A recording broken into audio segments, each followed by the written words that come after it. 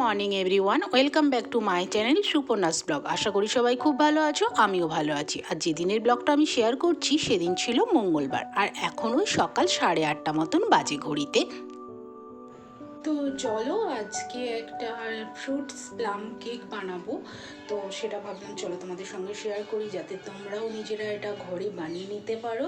আর সত্যি বলতে এটা একদম সুপার টেস্টি হয়। তো আজকে যে কেকটা বানাচ্ছি এটা কিন্তু আমি পুরো একদম এগলেস কেক বানাচ্ছি। আর এই কেক তৈরি করতে কি কি লাগছে এবং কতটা পরিমাণে লাগছে আমি কিন্তু সেটা পুরো স্ক্রিনে মেনশন করে দেবো। ও তোমাদের তো বলতেই ভুলে গেছি, আমি আজকে মর্নিং শিফটে ডিউটি করব, আর তারপরে 5 দিন ছুটি নেব, বছরের শেষ ছুটি। তো ভাবলাম যখন বাড়ি যাব তার সামনেই 25শে ডিসেম্বর আছে, তাহলে একটুখানি কেক বানিয়ে নিয়ে যাই। আমার হাতের কেক খেতে আমার ভাই ভীষণ পছন্দ করে, তাই সকাল সকাল বসে পড়েছি কেক বানাতে।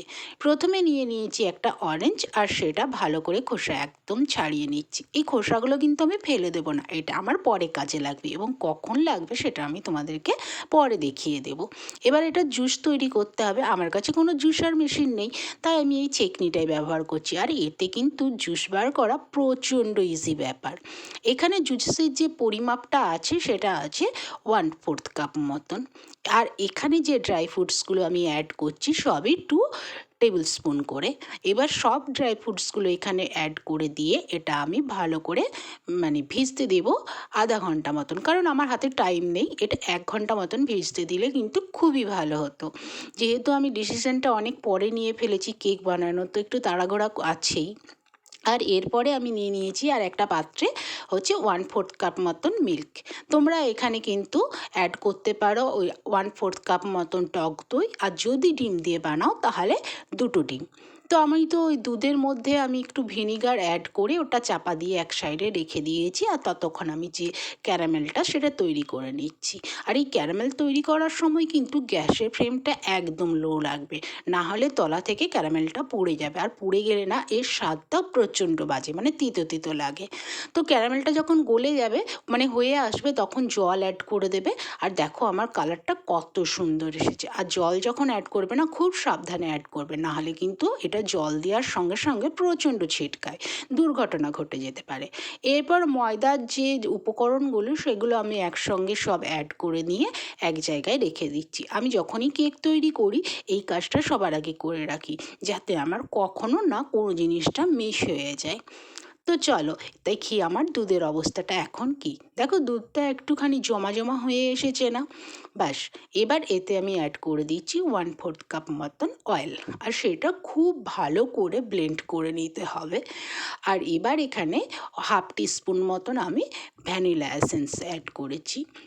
এবার এটাও খুব ভালো করে মিক্স করে নিয়েছি। এবার আমার ওই যে ঠান্ডা করে রাখা চিনির ক্যারামেলটা সেটা অ্যাড করেছি। আর কালারটা দেখো কি সুন্দর এসেছে না?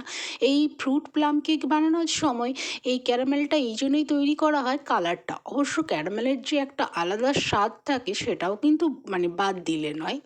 তো চলো ময়দা দিয়ে আমি একদম ডোটা রেডি করে নিয়েছি। এবার অরেঞ্জের যে খোসাটা সেটা গ্রেটারের সাহায্যে হালকা হালকা করে বেশ কিছুটা আমি এখান থেকে গ্রেট করে দিয়েছি, যাতে একটা কি বলবো অরেঞ্জের ফ্লেভার আসে। বাস, এবার ওই যে ড্রাই ফ্রুটসগুলো ভিজিয়ে রেখেছিলাম সেগুলো এখানে ভালো করে মিশিয়ে নিতে হবে।